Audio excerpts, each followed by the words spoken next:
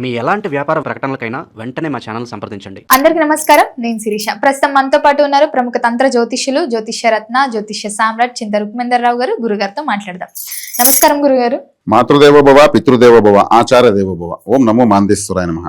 అందరూ బాగుండాలి, అందరికీ మంచి జరగాలి. గురుగారు, ఈ ఫిబ్రవరి మాసంలో కుంభరాశి వారికి ఎలా ఉండబోతుందంటారు? ఎలాంటి జాగ్రత్తలు తీసుకోవచ్చు అంటారు?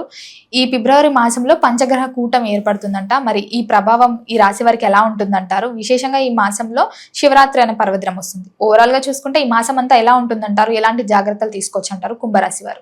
కుంభరాశి వాళ్లకు ఈ 2026 ఫిబ్రవరి మాసం రాశిలోనే రాహు ఉన్నాడు, ద్వితీయంలో శని ఉన్నాడు, పంచమంలో గురువు ఉన్నాడు, 7వ ఇంట్లో కేతు ఉన్నాడు, 8వ ఇంట రవి, బుధ, శుక్ర, కుజ గ్రహాలు కలుస్తున్నాయి.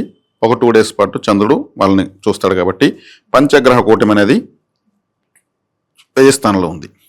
అంటే మామూలుగా రాహు జన్మలో ఉంటే ఏమంటే, రాహు అంటే బ్లఫ్ మాస్టర్. బ్లఫ్ మాస్టర్ అంటే ఏమి?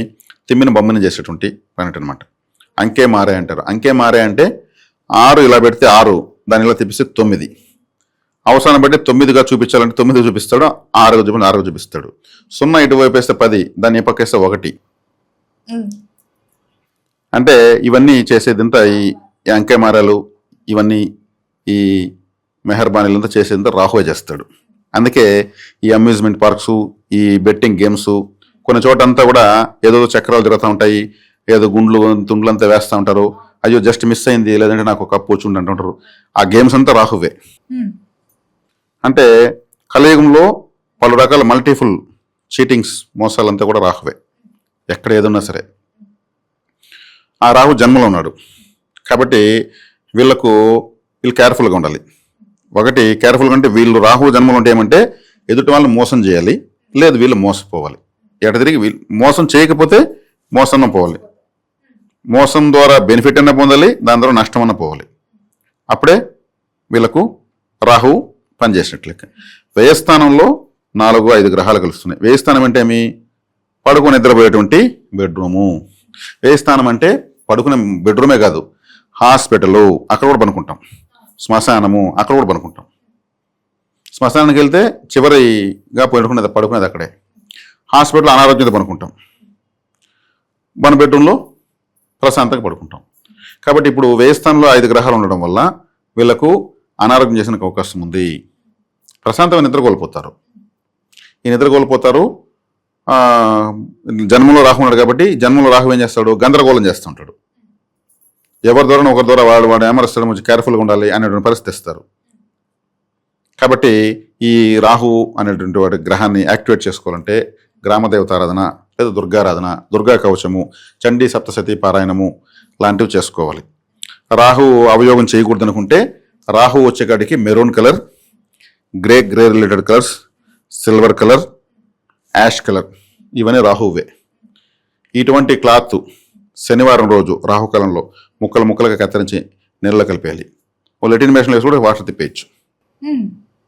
అంటే రాహు యొక్క కారకత్వాన్ని మనం అవయోగం చేస్తున్నాం. అప్పుడు ముక్కలు చేసి, అంటే ముక్కలు చేసిన అవయోగం చేసినాం అర్థం. అంటే రాహు ద్వారా వచ్చిందని మైనస్ ఏమైంది, ప్లస్ అవుతుంది. వీధి కుక్కలకు ఎక్కువ ఫుడ్ పెట్టచ్చు. రాహు అంటే వీధి కుక్కలే. అదేవిధంగా దుర్గాదేవిని, గ్రామదేవతను ఆరాధించవచ్చు. వాళ్ళకి కొబ్బరికాయ, గుమ్మడికాయ, నిమ్మకాయ, పొంగలి లాంటి నైవేద్యాలు పెట్టచ్చు. రాహుని ముందు అదే రాహుని గురువు చూస్తున్నాడు, అదొక ప్లస్ పాయింట్. వీళ్ళు దైవ పరిహారం దొరుకుతా ఉంది. నేను చెప్పిన పరిహారాలు చేస్తే రాహు ద్వారా మోసపోరు. 12వ స్థానంలో 4 గ్రహాలు కలుస్తున్నాయి, 4-5 గ్రహాలు కలుస్తున్నాయి. అక్కడ శుక్రుడు వస్తున్నాడు. శుక్రుడు 12వ ఇంట్లోకి వస్తుంటే పరిస్థితి ఏమి?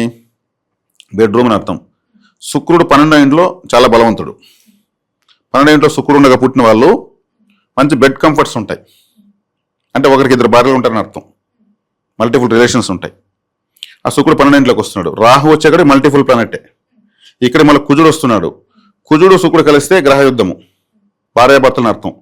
భార్యాభర్తలు ఎక్కడ గొడవలు వస్తాయి? ఎక్కువగా బెడ్రూమ్లోనే వస్తాయి. ఆడే గొడవలు పడుతుంటారు. కాబట్టి వీళ్ళు ఏం చేయాలంటే, రవి కూడా అక్కడికే వస్తున్నాడు, సప్తమాధిపతి భార్య స్థానాధిపతి. కుజుడు ఆడవాళ్ళకి భర్త కారకుడు, శుక్రుడు బొంగవాళ్ళకి భార్య కారకుడు. మరి ఈ రాశికి పంచమాధిపతి బుధుడు కూడా అక్కడికి వస్తున్నాడు. ఇప్పుడు ఏం చేయాలి? కన్ఫ్యూజన్స్ ఎక్కువ. జన్మలో రాకున్నాడు. అప్పుడు ఏం చేయాలంటే, బెడ్రూమ్లో డైలీ ఒక కొబ్బరికాయ కొట్టి కింద బెడ్రూమ్ కింద పెట్టడం మంచిది, కుంకుమ జలేసి బెడ్ కింద. అలా చేస్తూ ఉంటే వాళ్ళకు గొడవలు వచ్చినా సమస్య వచ్చినా సాల్వ్ చేసుకుంటారు, సాల్వ్ అవుతుంది. అంటే అక్కడ నెగటివ్ వస్తూ ఉందని అర్థం. బెడ్రూమ్లో ఆ కొబ్బరికాయ కూడా డైలీ ఎంత ఖర్చు అవుతుంది? 20 రూపాయల 30 రూపాయల. అలా చేయడం వల్ల అంటే ప్రతి రూమ్లో నెగటివ్ ఉంటుంది, పాజిటివ్ ఉంటుంది. అక్కడ నైవేద్యం సమర్పించాలి. వంట రూమ్లో స్టవ్ పెట్టచ్చు, పూజ రూమ్లో కొడుతూనే ఉంటాము. ఇంట్లోకి మనకు ఎక్కువగా అశుభం వస్తుంటే గడపలో కొట్టి పెట్టాలి. హాల్లో వచ్చి అందరూ కూర్చొని గొడవ పడుతుంటే రాత్రి గుమ్మడికాయ ఒకటి కొట్టి పెట్టి తెల్లతి పారాయాలి. బెడ్రూమ్లో గొడవలు వస్తున్నాయి, అక్కడ ఒకటి కొట్టాలి. డబ్బు ఎక్కువగా నష్టం అయిపోతా ఉంది అంటే నీళ్లు పొదుపుగా వాడి బాత్రూంలో కొబ్బరికాయ కొట్టాలి. అన్నీ బాగా ఉన్న సంతోషం లేకపోతే టీవీ కాడ కొట్టాలి. టీవీ అంటే ఎంటర్టైన్మెంట్. అట్లా వీళ్ళు బెడ్రూమ్ కింద కొట్టాలి. కొట్టడం వల్ల వీళ్ళు హాస్పిటల్కి 12 వస్తానంటే హాస్పిటల్ అని చెప్పాను, పడుకుంటాం పోయేసి ఇవన్నిటికి దూరం అవుతారు. గురువు చూస్తున్నారు కాబట్టి సొల్యూషన్ దొరుకుతుంది. చక్కగా వీళ్ళకు బాగుంటుంది. ద్వితీయంలో శనిగ్రహం ఉంది. రోజు రోజుకి శనిగ్రహ ప్రభావం తగ్గేదే. ఎందుకంటే ఏలినాటి శని ప్రభావం రోజు రోజుకి తగ్గిపోతుంది వీళ్ళకు. ఇంక 30 సంవత్సరాలు రాదు కుంభరాశి వాళ్ళకు. వీళ్ళు రాహువు రాశిలో ఉన్నాడు కాబట్టి, రాహు సీక్రెట్ ప్లానెట్ కాబట్టి సీసీ క్యామ్స్ అంతా కూడా రాహువే. సీసీ క్యామ్స్ సీక్రెట్ గమ్మున వచ్చే ఏమంత అబ్జర్వ్ చేస్తుంది. కాబట్టి వీళ్ళు ఇంట్లో తెలియకుండా కొన్ని పనులు చేసి నష్టపోతారు. వీళ్ళు చెప్పకపోయినా ఇంట్లో కనుక్కుంటారు. అందుకే భార్య అనింది, బొగుడు ఏం చెప్పకపోయినా ఏం చేశాడో దగ్గర నుంచి చూసినట్టు చెప్తుంది. కాబట్టి వీళ్ళు అప్పుడు కూడా ఏమంటే ఏమి లేదు 50 రూపాయలు అయిపోయింది, లేదు 150 రూపాయలు అయిపోయింది, నాకేం తెలుదు, నా దేవుడు సత్యం నాకు తెలుదా, ఎవడికి చెప్తావు నువ్వు ఉంటుంది. ఏం పెళ్ళైన మూలకి ఎన్ని చూడలేదు ఉంటుంది. సరే ఇప్పుడు ఏమంటావు అంటూ ఉంటాడు. అదే 150 చెప్పొచ్చు కదా అంటుంది. సరే అట్లా కూడా అనుకో, 200 అనుకో అంటుంటారు. అంటే నిజాన్ని ఒప్పుకోవడంలో వీళ్ళు వెనకబడి భార్యతో పోరాడు చిన్న గొడవలు పడుతూ ఉంటారు. లాస్ట్ నిజం ఒప్పుకుంటారు. అది కొసరు ఒప్పుకుంటారు.